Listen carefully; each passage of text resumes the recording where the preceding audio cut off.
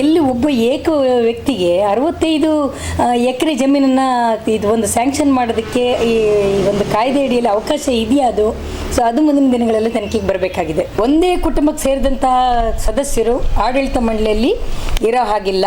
ಅವರು ಅಧ್ಯಕ್ಷರು ಮತ್ತು ಕಾರ್ಯದರ್ಶಿಗಳು ನಮಗೆ ಟೊಪ್ಪಿ ಹಾಕ್ತಿದ್ದಾರೆ. ಟಕ್ ಟಕ್ ಟಕ್ ಅಂತ ಬಂದು ಅವ್ರು ಡೇಂಜರ್ ಅಂತಾರೆ, ಮತ್ತೊಬ್ಬರಿಗೆ 420 ಅಂತ ಹೇಳ್ತಾರೆ. ನನ್ನ ಹೆಸರು ಅನ್ನಪೂರ್ಣ ಅರ್ಜವಳಿ ಅಂತ. ನಾನು ಈಗಾಗಲೇ ಮೊದಲು ಮೀಡಿಯಾದವರಿಗೆ ಒಂದು ಬೈಟನ್ನು ಕೊಟ್ಟಿದ್ದೀನಿ. ನಾನು ವಿಚಾರಗಳನ್ನು ಎಲ್ಲ ಸಂಪೂರ್ಣವಾಗಿ ತಿಳಿಸಿದ್ದೀನಿ. ಈಗ ನಾನು ಹೇಳಕ್ಕೆ ಹೊರಟಿರೋದು ಮೊನ್ನೆ ನಡೆಸಿದ ಇದು ಪತ್ರಿಕಾಗೋಷ್ಠಿಯನ್ನು ನಾನು ನೋಡಿದ್ದೀನಿ. ಸೊ ಅದರಲ್ಲಿ ನಮ್ಮ ಆರೋಪಕ್ಕೆ ಎಲ್ಲೂ ಅವರು ಸರಿಯಾದ ಉತ್ತರವನ್ನೇ ಕೊಡ್ತಾ ಇಲ್ಲ. ಅವರು ಏನು ಆಸ್ತಿಗಳನ್ನು ಮಾಡ್ಕೊಂಡಿದ್ದಾರೆ ಅವರು ಸ್ವಂತವಾಗಿ ಅದ್ರ ಬಗ್ಗೆ ಹೇಳ್ತಾ ಇದ್ದಾರೆ.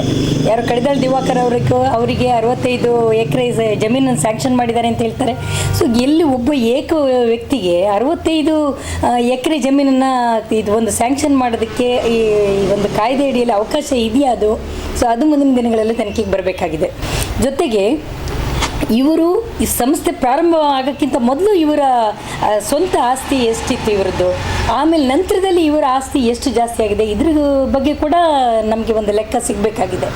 ಈ ಏನಂತಂದರೆ ಇವರು ಏನು ಉದ್ಯೋಗ ಮಾಡ್ತಾಯಿದ್ರು ಮೊದಲು, ಸಂಸ್ಥೆ ಪ್ರಾರಂಭ ಆದಲಿಂದಲೂ ಇವರು ಉದ್ಯೋಗದ ಬಗ್ಗೆ ನಮಗೆ ಯಾವುದೇ ಮಾಹಿತಿ ಇಲ್ಲ. ನಂತರದಲ್ಲಿ ಏನು ಉದ್ಯೋಗ ಮಾಡಿ ಇಷ್ಟೆಲ್ಲ ಆಸ್ತಿಗಳನ್ನ ಸಂಪಾದನೆ ಮಾಡಬೇಕಾಗಿದೆ, ಇದು ಕೂಡ ನಮಗೆ ಬೆಳಕಿಗೆ ಬರಬೇಕಾಗಿದೆ. ನೋಡಿ, ಈ 3 ಸಮೂಹ ಸಂಸ್ಥೆಗಳಲ್ಲಿ ಶರಾವತಿ ಪತ್ತಿಂದ ಇರ್ಬೋದು, ಸಹ್ಯಾದ್ರಿ ಇದು ಅಡಿಕೆ ಬೆಳೆಗಾರರ ಸಹಕಾರ ಸಂಘ ಇರ್ಬೋದು, ಆಮೇಲೆ ಸಹ್ಯಾದ್ರಿ ಸಮೃದ್ಧಿ ಸಹಕಾರ ಸಂಘ ಇರ್ಬೋದು, ಇದು ಎಲ್ಲದೂ ಕೂಡ ಅವ್ರಿಗೆ ಬೇಕಾದವರೇ ಇದರಲ್ಲಿ ನಿರ್ದೇಶಕರಾಗಿದ್ದಾರೆ. ಸಹಕಾರಿ ಈ ಒಂದು ಇದು ಶರಾವತಿಯಲ್ಲಿ ಅವರ ಮಗ ಅಜಿತ್ ಅವರ ಅಧ್ಯಕ್ಷರಾಗಿದ್ದಾರೆ. ಆಮೇಲೆ ಸಹ್ಯಾದ್ರಿ ಅಡಿಕೆ ಬೆಳೆಗಾರರ ಸಹಕಾರ ಸಂಘದಲ್ಲಿ ವಿಜಯ್ ದೇವ್ ಅವರ ಅಧ್ಯಕ್ಷರಾಗಿದ್ದಾರೆ. ಆಮೇಲೆ ಸಮೃದ್ಧಿಯಲ್ಲಿ ಇವರು ಡೈರೆಕ್ಟರ್ ಆಗಿದ್ದಾರೆ. ಇವ್ರ ಮಗ ಕೂಡ ಇದು 2ನೇ ಮಗ ಕೂಡ ಡೈರೆಕ್ಟರ್ ಆಗಿದ್ದಾರೆ. ಇದು ಜನರಿಗೆ ತಿಳಿದಿರಬೇಕು. ಏನಂದರೆ ಇದು ಇಲ್ಲಿ ಈ ವಿಚಾರ ಏನಿದೆ, ಇದು ಸಹಕಾರಿ ನಿಯಮಕ್ಕೆ ವಿರುದ್ಧವಾಗಿರ್ತಕ್ಕಂಥ ವಿಚಾರ. ಇದು ಸಾರ್ವಜನಿಕ ಸಂಸ್ಥೆ. ಪ್ರತಿಯೊಬ್ಬರಿಗೂ ಕೂಡ ಈ ಸಂಸ್ಥೆಯಲ್ಲಿ ಪ್ರಶ್ನೆ ಮಾಡೋ ಹಕ್ಕಿದೆ. ಯಾಕಂತಂದರೆ ಕರ್ನಾಟಕ ಸಹಕಾರಿ ಸಂಸ್ಥೆ 1959-60ನೇ ಒಂದು ಕಾಯ್ದೆ ಪ್ರಕಾರ ಒಂದೇ ಕುಟುಂಬಕ್ಕೆ ಸೇರಿದಂತಹ ಸದಸ್ಯರು ಆಡಳಿತ ಮಂಡಳಿಯಲ್ಲಿ ಇರೋ ಹಾಗಿಲ್ಲ. ಇನ್ನು ನಾವು ಅಪ್ಪ ಮಕ್ಕಳ ಸಂಸ್ಥೆ ಅಂತೇಳಿ ಅಪಪ್ರಚಾರ ಮಾಡ್ತೀವಿ ಅಂತ ಅವರು ಹೇಳ್ತಾರೆ. ಆದರೆ ನಮ್ಮ ಆರೋಪಕ್ಕೆ ಈ ಸಾಕ್ಷಿ ನಿಮ್ಮ ಮುಂದೆನೇ ಇದೆ. ಈ ಯಾವ್ಯಾವ ಸಂಸ್ಥೆಗಳಲ್ಲಿ ಯಾರ್ಯಾರು ಅಧ್ಯಕ್ಷರಾಗಿದ್ದಾರೆ, ಯಾರು ಡೈರೆಕ್ಟರ್ ಆಗಿದ್ದಾರೆ ಅನ್ನೋದನ್ನು ನಾವು ಈಗಾಗಲೇ ನಿಮಗೆ ತಿಳಿಸಿದ್ದೀವಿ. ಉದಾಹರಣೆಗೆ ನೋಡಿ, ಸೀಬಿನಕೆರೆ ಪೆಟ್ರೋಲ್ ಬಂಕು, ಇದನ್ನು ಸಂಸ್ಥೆ ಹೆಸರಲ್ಲಿ ಅವರು ಪರ್ಚೇಸ್ ಮಾಡಿದ್ದಾರೆ. ಇಲ್ಲಿ ಜಾಗನ, ಪೆಟ್ರೋಲ್ ಬಂಕನ್ನು ಅವರ ಮಗನಿಗೆ ಲೀಸಿಗೆ ಕೊಟ್ಟಿದ್ದಾರೆ. ನೋಡಿ, ಈ ನಿಯಮ ಯಾಕೆ ಮಾಡಿದ್ದಾರೆ ಅಂತಂದರೆ, ಯಾವುದೇ ತೀರ್ಮಾನ ಇಲ್ಲಿ ಏಕಪಕ್ಷೀಯವಾಗಿರುತ್ತೆ. ಒಬ್ಬರೇ ಒಂದು ಆಡಳಿತ ಮಂಡಳಿಯಲ್ಲಿದ್ದರೆ ಈ 3 ಸಮೂಹ ಸಂಸ್ಥೆಗಳಲ್ಲಿ ಈ ಅವ್ಯವಸ್ಥೆ ಆಗಿರೋದ್ರಿಂದನೇ ಅಲ್ಲಿಯ ತೀರ್ಮಾನಗಳನ್ನು ವಿರೋಧಿಸುವವರೇ ಇಲ್ಲಾಗಿದೆ. ಅವ್ರ ಮಗನೇ ನೋಡಿ ಅದರದ್ದು ಪ್ರಯೋಜನ ಪಡ್ಕೊಳ್ತಾನೆ. ಲೀಸಿಗೆ ತೊಗೊಂಡಿದ್ದಾರೆ, ಬಾಡಿಗೆ ಸಂಸ್ಥೆಗೆ ಹೋಗುತ್ತೆ. ಆದರೆ ಅದ್ರಲ್ಲಿ ಬರ್ತಕ್ಕಂಥ ಲಾಭ ಯಾರಿಗೂ ಸಂಸ್ಥೆಯವರಿಗೆ ಸಿಗ್ತಾ ಇಲ್ಲ, ಎಲ್ಲ ಅವರ ಫ್ಯಾಮಿಲಿ ಅಕೌಂಟಿಗೆ ಹೋಗ್ತಾ ಇದೆ. ಸೊ ಇದು ತನಿಖೆ ಆಗಬೇಕು. ನೋಡಿ, ಸಾಲ ತೆಗೆದುಕೊಂಡವರೆಲ್ಲ ಟೊಪ್ಪಿ ಹಾಕುವವರಿಗೆ ನಾವು ಯಾಕೆ ಹೆದರಬೇಕು ಅಂತೇಳಿ ಅವ್ರು ಕೇಳ್ತಾರೆ. ಸಾಲ ಪಡೆದು ಟೊಪ್ಪಿ ಹಾಕೋ ಉದ್ದೇಶ ಇಲ್ಲಿ ಯಾರಿಗೂ ಇಲ್ಲ. ಇಲ್ಲಿ ಎಲ್ಲರೂ ಉದ್ದೇಶ ಅವ್ರಿಗೆ ಸಾಲ ತೊಗೊಂಡಿರೋರಿಗೆಲ್ಲ ಕಟ್ಟಬೇಕಂತಲೇ ಇದೆ. ಆದರೆ ಅವರು ಹಾಕೋ ಮೀಟ್ರ್ ಬಡ್ಡಿ ಮತ್ತು ಅವರು ಭರಿಸುವ ಏನು ಮೊತ್ತ ಇದೆಯಲ್ಲ, ಈ ಅಸಲು ಮೊತ್ತ, ಅದನ್ನು ಯಾರಿಗೂ ಭರಿಸೋದಕ್ಕೆ ಸಾಧ್ಯ ಆಗ್ತಾ ಇಲ್ಲ ಅಷ್ಟೇ. ನೋಡಿ, ನಮ್ಮಿಂದ ಭದ್ರತೆಗಾಗಿ ಪಡೆದ ಬ್ಲ್ಯಾಂಕ್ ಚೆಕ್ಕು, ಖಾಲಿ ಹಾಳೆ, ಆಮೇಲೆ ಈ ಸ್ಟ್ಯಾಂಪ್ ಪೇಪರ್ಗಳನ್ನು ಅವರು ದುರ್ಬಳಕೆ ಮಾಡಿಕೊಂಡು ಅವರು ಅಧ್ಯಕ್ಷರು ಮತ್ತು ಕಾರ್ಯದರ್ಶಿಗಳು ನಮಗೆ ಟೊಪ್ಪಿ ಹಾಕ್ತಿದ್ದಾರೆ. ಜವಾಬ್ದಾರಿ ಸ್ಥಾನದಲ್ಲಿರ್ತಕ್ಕಂಥ ವ್ಯಕ್ತಿ ಒಂದು ಪ್ರೆಸ್ ಮೀಟಿಗೆ ಕರೆದು ಒಬ್ಬ ಮಹಿಳೆಗೆ ಬೇಕಾಬಿಟ್ಟಿ ಚೆಕ್ ಟಕ್ ಟಕ್ ಟಕ್ ಅಂತ ಬಂದು ಅವಳು ಡೇಂಜರ್ ಅಂತಾರೆ, ಮತ್ತೊಬ್ಬರಿಗೆ 420 ಅಂತ ಹೇಳ್ತಾರೆ. ಆದರೆ ನಾವು ಏನು ಆರೋಪ ಮಾಡಿದ್ದೀವಿ, ಯಾವ ವಿಷಯದ ಬಗ್ಗೆ ಆರೋಪ ಮಾಡಿದ್ದೀವಿ ಅಂತ ಅವರು ಎಲ್ಲೂ ಹೇಳ್ತಾ ಇಲ್ಲ. ಈ 64 ತನಿಖೆ ಬಗ್ಗೆ ನಾವು ಹೇಳಿರೋ ವಿಚಾರಗಳನ್ನು ಅವರು ಹೈಡ್ ಮಾಡ್ತಾ ಇದ್ದಾರೆ. ಸೊ ಅವರೇ ನಮ್ಮನ್ನು ಚೀಟಿ ನಿಧಿಯಲ್ಲಿ ಸೇರ್ಕೊಳ್ಳಿ ಅಂತೇಳಿ ಒತ್ತಾಯ ಮಾಡಿದರು.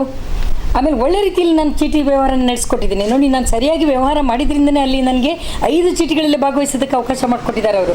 ಈ ಚೀಟಿ ನಿಧಿ ನಿಯಮಗಳನ್ನು ಗೊತ್ತಿರಬೇಕು. ಅವರು ಏನು ಖಾಲಿ ಪೇಪರ್ಗಳಲ್ಲಿ ಅವರು ಪ್ರಿಂಟ್ ಮಾಡಿರ್ತಾರೆ, ನಾವು ಅದಕ್ಕೆ ಸೈನ್ ಮಾಡೋದಷ್ಟೇ ಅಗ್ರಿಮೆಂಟ್ಗಳಲ್ಲಿ. ಅದರಲ್ಲಿ ಫಸ್ಟೇ ಹಾಕಿರ್ತಾರೆ, ಯಾರಾದರೂ ಚೀಟಿ ನಿಧಿಯಲ್ಲಿ ಕಟ್ಟು ಬಾಕಿ ಇದ್ದರೆ ಅವರಿಗೆ ಬಿಡ್ ಮಾಡೋದಕ್ಕೆ ಅವಕಾಶ ಇಲ್ಲ. ಆಮೇಲೆ 2-3 ಕಂತುಗಳನ್ನು ಬಾಕಿ ಇರೋರಿಗೆ ಕೂಡ ಇನ್ನೊಂದು ಚೀಟಿ ಹಾಕೋದಕ್ಕೆಲ್ಲ ಅವಕಾಶ ಇಲ್ಲ. ಇದು ಅವ್ರ ಗಮನದಲ್ಲಿ ಇರಬೇಕು ಈ ಮಾತುಗಳನ್ನು ಆಡಬೇಕಾದ್ರೆ. ಇಲ್ಲಿ ಇದು ಇಂಟ್ರೆಸ್ಟ್ ಬಗ್ಗೆ ಮಾತಾಡುವಾಗ ಅವ್ರು ಹೇಳ್ತಾರೆ, ನಾವು 15% ಇಂಟ್ರೆಸ್ಟ್ ಹಾಕ್ತೀವಿ ಅಂತೇಳಿ. ನೋಡಿ, ನನ್ನ ಹತ್ರ ಈ ಒಂದು ಸಹಕಾರಿ ಸಂಘದ ಒಂದು ಇದಿದೆ, ಸುತ್ತೋಲೆ ಇದೆ. ಇದ್ರ ಪ್ರಕಾರ 2003 ಮತ್ತು ಇದು 28/8/2003 ಪ್ರಕಾರ ಭದ್ರತೆ ಸಾಲಗಳಿಗಾಗಿ ಇವರು ಏನು ಜಾಮೀನು ಸಹಿತ ಸಾಲಗಳಿಗೆ 14% ಹಾಕಬೇಕು, ಜಾಮೀನು ರಹಿತ ಸಾಲಗಳಿಗೆ 16% ಹಾಕಬೇಕು ಅಂತಿದೆ. ಈಗ ಅದರದ್ದು ಪರಿಷ್ಕೃತ ಬಡ್ಡಿ ದರ ಕೂಡ ವ್ಯತ್ಯಾಸ ಆಗಿದೆ. ಮುಂದಿನ ದಿನಗಳಲ್ಲಿ ಅದು ಕೂಡ ನಿಮ್ಗೆ ಗೊತ್ತಾಗ್ತಾ ಇದೆ. ಆದರೆ ಇವರು ಎಲ್ಲೂ ಕೂಡ 15% ಖಂಡಿತವಾಗ್ಲೂ ಹಾಕಲಿಲ್ಲ. ಯಾಕೆಂದರೆ ನಾನೊಂದು ರಿಜಿಸ್ಟ್ರಾರ್ ಅವರಿಗೆ ಒಂದು ಪತ್ರವನ್ನು ಬರೆದಿದ್ದೆ, ಇವರು ಸಿಕ್ಕಾಪಟ್ಟೆ ಮೀಟ್ರ್ ಬಡ್ಡಿ ಹಾಕ್ತಾರೆ ಅಂತೇಳಿ ಬರೆದಿದ್ದೆ ನಾನು. ಅದಕ್ಕೆ ಅವರು ನನಗೆ ಉತ್ತರ ಕೊಟ್ಟಿದ್ದಾರೆ. ನೋಡಿ, ಅವರು 18% ಬಡ್ಡಿ ಹಾಕಿರೋದು ಕಂಡು ಬರ್ತಾ ಇದೆ ಅಂತ ಅವರೇ ಹೇಳಿದ್ದಾರೆ ಇದರೊಳಗಡೆ. ಇದು ಅವರೇ ಕೊಟ್ಟಿರ್ತಕ್ಕಂಥ ಲೆಟ್ರು ಈ ಸಂಸ್ಥೆ ಬಗ್ಗೆ. ಆದ್ದರಿಂದ ಇದು ಸುಳ್ಳು ಹೇಳ್ತಾ ಇದ್ದಾರೆ ಅವರು. ಇದೆಲ್ಲದೂ ಸುಳ್ಳು. ನಾನು ಹೇಳ್ತಿರೋದು ಈಗ ಇದು 2012, 13, 2003 ಕತೆ ಹೇಳ್ತಾ ಇದ್ದೀನಿ. ಈಗ ಪರಿಷ್ಕೃತ ಬಡ್ಡಿ ದರ ಬೇರೆಯೇ ಇದೆ. ಇದು ಇವರನ್ನು ಕೇಳಿದ್ರೆ ಒಳ ನಿಯಮಗಳನ್ನು ರೂಪಿಸ್ಕೊಳ್ತೀವಿ ಅಂತಾರೆ. ಆದರೆ ಸಹಕಾರಿ ಸಂಘದ ಚೌಕಟ್ಟಿನ ಒಳಗೆ ಏನು ಅವರ ರೂಲ್ಸ್ ರೆಗ್ಯುಲೇಷನ್ಸ್ ಇರುತ್ತೆ, ಅದರ ಚೌಕಟ್ಟಿನೊಳಗೆ ಇವರು ಒಳ ನಿಯಮಗಳನ್ನು ರೂಪಿಸ್ಬೇಕಿದ್ದು. ಆಗಲಿ ನಮಗೆ ಚೀಟಿ ನಿಧಿ ಬೈಲನ್ನು ಕೊಡ್ತಾ ಇಲ್ಲ, ಯಾವುದೇ ದಾಖಲೆಗಳನ್ನು ಕೊಡ್ತಾ ಇಲ್ಲ ಇವರು. ನಾವು ಕೇಳಿದರೆ ಬಟ್ ಪ್ರೆಸ್ ಮೀಟಲ್ಲಿ ನಾವು ಎಲ್ಲ ಲೆಕ್ಕ ಕೊಟ್ಟಿದ್ದೀವಿ, ದಾಖಲೆ ಪತ್ರಗಳನ್ನು ಕೊಟ್ಟಿದ್ದೀವಿ ಅಂತಾರೆ. ಇದಕ್ಕೆ ಇದೇ ವಿಷಯಕ್ಕೆ ಕಾನೂನವರು ಇವರು DR ಆಫೀಸಿಗೆ ಹೋಗಿ ಕೇಳ್ತಾರೆ, ನಮಗೆ ದಾಖಲೆಗಳನ್ನು ಕೊಡಿ, ನಾವು ಅವರ ಸಂಘದಲ್ಲಿ ಏನು ಸಾಲಗಳನ್ನು ಮಾಡಿದ್ದೀವಿ ಅದಕ್ಕೆ ನಾವು ಕಟ್ಟೋದಕ್ಕೆ ತಯಾರಿದ್ದೀವಿ ಅಂತ ಹೇಳ್ತಾರೆ. ಅಲ್ಲಿ ಇವರಿಗೆ ನೀವು ಅಲ್ಲಿ ಸಂಘದಿಂದ ಪಡಿಬೋದು ಅಂತ ಹೇಳಿ ಕಳಿಸ್ತಾರೆ ತೇಲಿಸಿ. ನೆಕ್ಸ್ಟ್ ಅವರು ಇದು register joint secretary, joint register ಹತ್ರ ಹೋಗ್ತಾರೆ. ಅವರು ಕೂಡ ಇವರಿಗೆ ಲೆಟ್ರನ್ನು ಬರೀತಾರೆ, ಕೊಡಿ ಅವರಿಗೆ ಅವ್ರು ಕೇಳಿದ್ರು ಸಂಬಂಧಪಟ್ಟ ದಾಖಲೆಗಳನ್ನಂತ. ಅಲ್ಲೂ ಕೂಡ ಸಿಗೋದಿಲ್ಲ. ಇವರು ಅಡಿಷನಲ್ ರಿಜಿಸ್ಟರ್ ಹತ್ರ ಹೋಗ್ತಾರೆ, ಅಲ್ಲೂ ಕೂಡ ಇವರಿಗೆ ಸ್ವಲ್ಪ ದಾಖಲೆಗಳನ್ನು ಕೊಡ್ತಾರೆ. ಇವರು ಪೂರ್ಣವಾದ ದಾಖಲೆಗಳನ್ನು ಕೊಡೋದಿಲ್ಲ. ಆವಾಗ ಇವ್ರ ಬಗ್ಗೆ, ಇವರ ಅವ್ಯವಹಾರದ ಬಗ್ಗೆ ಅನುಮಾನ ಪ್ರಾರಂಭ ಆಗುತ್ತೆ ಅವರಿಗೆ. ಈ ಏನು ಸಹಕಾರಿ ನಿಯಮದ ಪ್ರಕಾರ ಕೊಡಲೇಬೇಕು ಇವರು, ಯಾಕೆ ಕೊಡ್ತಾ ಇಲ್ಲ? ಇದನ್ನು ನಾನು ತುಂಬ ಅವರಿಗೆ ಧರಣಿ ಕೂತು ನಾನು ನನಗೆ ಸಂಬಂಧಪಟ್ಟ ದಾಖಲೆಗಳನ್ನೆಲ್ಲ ತೊಗೊಂಡಿದ್ದೀನಿ. ಇದಕ್ಕೆ ಅವ್ರು ಕೊಟ್ಟಿರ್ತಕ್ಕಂಥ ಉತ್ತರ, ನಾನು ಬರೆದಿರ್ತಕ್ಕಂಥ ಲೆಟ್ರುಗಳು ಪ್ರತಿಯೊಂದು ಇಲ್ಲಿ ರೆಕಾರ್ಡ್ ಆಗಿದೆ. ಇದು ಇವ್ರು ನೋಡಿ, ನಮಗೆ ಇದು CM ಬಾಂಡ್ಗಳನ್ನು ಮಾಡ್ತಾರೆ. CM ಬಾಂಡ್ಗಳನ್ನು ಮಾಡೋದಕ್ಕೆ ಇವರಿಗೆ ಅವಕಾಶನೇ ಇಲ್ಲ. ಯಾಕಂತಂದರೆ ಇವರು ಬೆಳೆ ಸಾಲಗಳನ್ನು ಕೊಡಬೇಕಾದ್ರೆ ದಾಸ್ತಾನು ಇಟ್ಕೋಬೇಕು ಬೆಳೆಗಳನ್ನು. ಯಾವ ಹೌದೌದು, CM ಬಾಂಡ್ ಇದೆ ನನ್ನ ಹತ್ರ. ನೋಡಿ, ಇದು CM ಬಾಂಡ್ಗಳನ್ನು ಮಾಡ್ಕೊಂಡಿದ್ದಾರೆ. ಇದರಲ್ಲಿ ನನಗೆ 7.5 ಲಕ್ಷ ಸಾಲ ಕೊಟ್ಟಿದ್ದೀನಿ ಅಂತ ತೋರಿಸ್ತಾ ಇದ್ದಾರೆ ಇವರು. ₹1 ಕೊಟ್ಟ ನಾನು ಸಾಲ ಕೊಟ್ಟಿದ್ದೆ. ಇದ್ರ ಬಗ್ಗೆನೇ ನಾನು ಅವರಿಗೆ ಕೇಸನ್ನು ಹಾಕಿದ್ದೀನಿ, ಇದರ ಡಿಕ್ಲರೇಷನ್ ಹಾಕಿದ್ದೀನಿ ನಾನು ಇವ್ರ ಮೇಲೆ ಕೇಸನ್ನು. ಇದನ್ನು ನನಗೆ ಇದು ಕ್ಲಿಯರ್ ಮಾಡ್ಕೊಡಿ ಅಂತ ಹೇಳಿ ನನಗೆ ಕೋರ್ಟ್ ಮುಖಾಂತರ ನಾನು ಇವರಿಗೆ ಹಾಕಿದ್ದೀನಿ. ಇದರಲ್ಲಿ ₹1 ಸಾಲ ಕೂಡ ನನಗೆ ಬಿಡುಗಡೆ ಮಾಡಿಲ್ಲ. ಈಗ ಹೇಳ್ತಾ ಇದ್ದಾರೆ ಇದನ್ನು ನಿಮಗೆ ಇದು ಚೀಟಿ ನಿಧಿಗೆ ನಾವು ಇದನ್ನು ಅಡಮಾನ ಮಾಡ್ಕೊಂಡಿದ್ದೀವಿ ಅಂತಾರೆ. ಅಡಮಾನ ಕುಳುವಾರ ಪಟ್ಟಿಲಿ ಇದ್ರ ಬಗ್ಗೆ ಯಾವುದೇ ಮಾಹಿತಿ ಇಲ್ಲ. ನೋಡಿ, ಈ ಸಂಸ್ಥೆ ಹೆಸರಲ್ಲಿ ವೈಯಕ್ತಿಕವಾಗಿ ಇಲ್ಲಿ ಲಾಭ ಪಡಿತಾ ಇದ್ದಾರೆ. ಪೆಟ್ರೋಲ್ ಬಂಕು ಇರ್ಬೋದು, ಮತ್ತು ಈ ಬೇರೆ ಯಾರು ಇದನ್ನು ಲೀಸ್ ಪಡಿಬೋದಿತ್ತು ಈ ಪೆಟ್ರೋಲ್ ಬಂಕನ್ನು. ಆದರೆ ಬೇರೆ ಯಾರಿಗೂ ಇವರು ಅವಕಾಶ ಮಾಡಿಕೊಟ್ಟೇ ಇಲ್ಲ. ಇವ್ರ ಮಗನಿಗೆ ಸಿಗಬೇಕು, ಅದರ ಬಂದಿರ್ತಕ್ಕಂಥ ಲಾಭ ಇವ್ರ ಕುಟುಂಬಕ್ಕೆ ಬರಬೇಕು. ಇನ್ನು ಬಸ್ಸುಗಳಲ್ಲೂ ಕೂಡ ಇರ್ಬೋದು.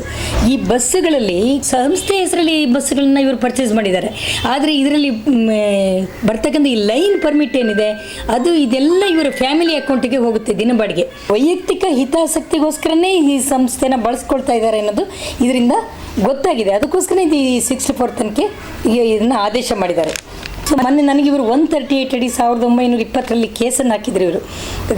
ಅದನ್ನು 6 ವರ್ಷಗಳ ಕಾಲ ನಡೆಸಿದ್ದಾರೆ.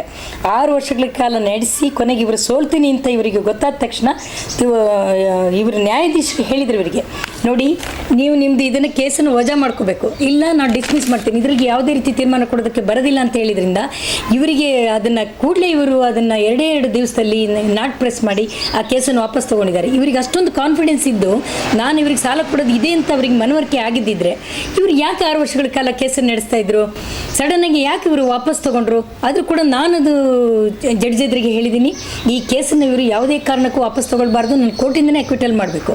ಅದಕ್ಕೋಸ್ಕರ ನಾನು ಅಬ್ಜೆಕ್ಷನ್ ಹಾಕಿದ್ದೀನಿ, ಜೊತೆಗೆ ರಿಟರ್ನ್ ಆರ್ಗ್ಯುಮೆಂಟ್ ಕೂಡ ಕೊಟ್ಟಿದ್ದೀನಿ. ನೋಡಿ, ಒಂದು ಕೇಸ್ ನಡೀತಿರೋವಾಗಲೇ ಮತ್ತೆ RCSಗೆ ಹೋಗೋದು ಇವರು. ಈಗ ಇದಕ್ಕೊಂದು ಟೈಮ್ ಲಿಮಿಟ್ ಅನ್ನೋದೇ ಇಲ್ಲ. ನಾನು ಮೊದಲಿಂದನೂ ಹೇಳ್ತಾ ಇದ್ದೀನಿ, ಇವರ ಸಂಸ್ಥೆಗೆ ಯಾವುದೇ ನಿಯಮಾವಳಿಗಳು ಇಲ್ಲ. ಸಹಕಾರಿ ಸಂಘದ ನಿಯಮಾವಳಿಗಳನ್ನೆಲ್ಲ ಗಾಳಿಗೆ ತೋರ್ಬಿಟ್ಟಿದ್ದಾರೆ ಇವರು. ಅದನ್ನು ಎಕ್ಸಿಕ್ಯೂಷನಿಗೆ ಹಾಕಿದ್ರು. ನಮ್ಮ ಮನೆ ಆಸ್ತಿ ಮೇಲೆ ನಂದು ಮಾರ್ಟ್ಗೇಜ್ ಮಾಡ್ಕೊಂಡಿದ್ರು, ಏನು ಅಡಮಾನ ಪತ್ರ ಮಾಡ್ಕೊಂಡಿದ್ರಲ್ಲ ಅದರ ಮೇಲೆ ಅವರು ನನಗೆ ಇದನ್ನು ಎಕ್ಸಿಕ್ಯೂಷನಿಗೆ ಹಾಕಿದರು. ನಾನು ಕೂಡಲೇ ಅದನ್ನು ಬೆಂಗಳೂರಲ್ಲಿ ಅದನ್ನು ನಾನು ಪ್ರಶ್ನೆ ಮಾಡಿದೆ, ಮೇಲ್ಮನವಿ ಸಲ್ಲಿಸಿದೆ ನಾನು. ಅಲ್ಲಿ ನನಗೆ ಅವರು ಇದು ಆದೇಶವನ್ನು ಮಾಡಿದರು. ಸೊ ಇದಕ್ಕೂ ಕೂಡ ನನಗೆ ದಾಖಲೆಗಳಿದೆ, ನನಗೆ ಆದೇಶ ಮಾಡಿರೋದ್ರ ಬಗ್ಗೆ. ನೋಡಿ, ನಾನು ಮೊನ್ನೆ ಈ ಪ್ರೆಸ್ ಮೀಟಲ್ಲಿ ಒಂದು ಭಾಳ ಮುಖ್ಯವಾದ ವಿಷಯವನ್ನು ನಾನು ಗಮನಿಸಿದೆ. ಪ್ರತಿಯೊಂದು ವಿಷಯಕ್ಕೂ ಕೂಡ ವಿಜಯದೇವ್ ಅವರೇ ಉತ್ತರ ಕೊಡ್ತಾ ಇದ್ದಾರೆ. ಸಹ್ಯಾದ್ರಿ ಸಂಸ್ಥೆಯ ಒಂದು ಅಧ್ಯಕ್ಷರು ಮಾತ್ರನೇ ಮಾತಾಡ್ತಾ ಇದ್ದಾರೆ. ಇದು ಶರಾವತಿ ಸಂಸ್ಥೆಯ ಅಧ್ಯಕ್ಷರು ಮಾತಾಡ್ತಾ ಇಲ್ಲ. ಇದರ MD ಕಾರ್ಯದರ್ಶಿಯವರು ಮುಖ್ಯವಾದ ಈ ಕೆಲಸವನ್ನೆಲ್ಲ ನಿರ್ವಹಿಸ್ತಾರೆ. ದಾಖಲೆಗಳನ್ನು ರೆಡಿ ಮಾಡೋದು ಎಲ್ಲ ಏನೇನು ಬೇಕೋ ಅದನ್ನು ಅವರೇ ಮಾಡ್ತಾರೆ. ಆದರೂ ಕೂಡ ಅವರು ಎಲ್ಲೂ ಮಾತುಗಳನ್ನು ಆಡ್ತಾ ಇಲ್ಲ. ನನಗನ್ಸುತ್ತೆ ಈ ಸಂಸ್ಥೆ ಯಾವುದೇ ಮಾಹಿತಿಗಳು ಇವರೊಬ್ಬರಿಗೆ ಬಿಟ್ಟು ಬೇರೆ ಯಾರಿಗೂ ತಿಳಿದೇ ಇಲ್ವ ಅನ್ನೋ ಅನುಮಾನ ಬರ್ತಾ ಇದೆ. ಡೈರೆಕ್ಟರ್ಗಳು ಕೂಡ ಮೌನವಾಗಿದ್ದಾರೆ, ಯಾರೂ ಬಂದಿಲ್ಲ, ಮಾತಾಡ್ತಾ ಇಲ್ಲ, ಯಾವುದೇ ವಿಷಯಗಳ ಬಗ್ಗೆ ಇವರಿಗೆ ತಿಳುವಳಿಕೆನೇ ಇಲ್ಲ ಅನ್ನೋದು ನಮಗೆ ಇನ್ನೂ ಅನುಮಾನ ಬರ್ತಾ ಇದೆ. ಈ ಸಂಸ್ಥೆ ಮೇಲೆ ಮತ್ತಷ್ಟು ಅನುಮಾನ ಜಾಸ್ತಿ ಆಗೋಕ್ಕೆ ಕಾರಣ ಆಗ್ತಾ ಇದೆ ಅದು. ನಾನು ಇವ್ರ ಹತ್ರ ಯಾವುದೇ ಸಾಲ ಪಡೆದಿಲ್ಲ. ಚೀಟಿ ನೀತಿಲಿ ಮಾತ್ರ ನನ್ನ ವ್ಯವಹಾರ ಇದ್ದಿದ್ದು, ಅದನ್ನು ನಾನು ಕ್ಲಿಯರ್ ಮಾಡಿಕೊಟ್ಟಿದ್ದೀನಿ. ಈಗ ನಮಗೆ ಮಾತ್ರ ನ್ಯಾಯ ಸಿಗಬೇಕು ಅಂತ ನಾವು ಹೋರಾಡ್ತಾ ಇಲ್ಲ.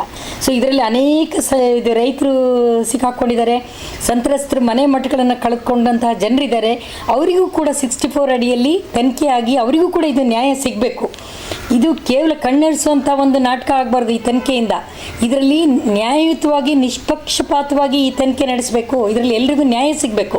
ನಿಮ್ಮ ಮೀಡಿಯಾದ ಮೂಲಕ ನಾನು ಮನವಿಯನ್ನು ಮಾಡ್ಕೊಳ್ತಿದ್ದೀನಿ. ಈ ಒಂದು ಅಂಶವನ್ನು ನೀವು ತಾಲೂಕಿನ ಮೂಲೆ ಮೂಲೆ ಜನರಿಗೆ ತಲುಪಿಸ್ಬೇಕು. ಯಾರ್ಯಾರು ಸಂತ್ರಸ್ತಿದ್ದಾರೆ ಅವರೆಲ್ಲ ಬಂದು ಇದು ಅವರು ಹೇಳ್ಕೊಳ್ಬೇಕು, ನಮಗೆ ವಿಚಾರಗಳನ್ನು ತಿಳಿಸ್ಬೇಕು. ಮುಂದಿನ ದಿನಗಳಲ್ಲಿ ಅವರಿಗೂ ಕೂಡ ನ್ಯಾಯ ಸಿಗಬೇಕು ಅಂತ ಹೇಳಿ ನಾನು ಕೇಳ್ಕೊಳ್ತಾ ಇದ್ದೀನಿ. ಮೀಡಿಯಾ 9 ಕನ್ನಡ ನಿರ್ಭೀತಿಯಿಂದ ನಿಮ್ಮ ಜೊತೆಗಾರ.